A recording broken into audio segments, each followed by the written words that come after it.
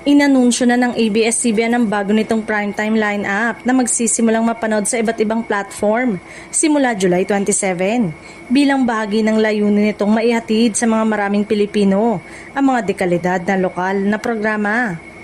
Pangungunahan ng hit action romance series ni Coco Martin na si Gabo ang primetime block sa 8 p.m.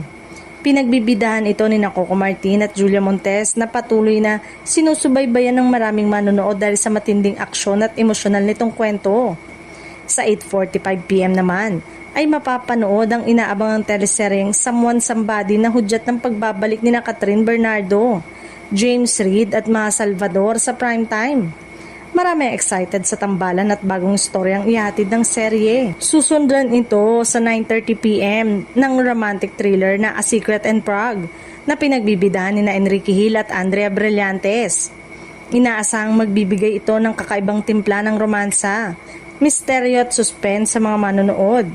Samantala, mapapanood na rin ng kapamilya viewers ang book 2 ng inspirational drama na My Best Friend Eman na pinangungunahan ni JM De Guzman at Shain na Magdayaw. Mapapanood ito tuwing Lunes hanggang Sabado, 2:30 ng hapon bilang bahagi ng afternoon programming. Mapapanood ang lahat ng naturang programa sa All TV2, TV5, A to Z Kapamilya Channel, Kapamilya Online Live sa YouTube at Facebook, I Want at TFC.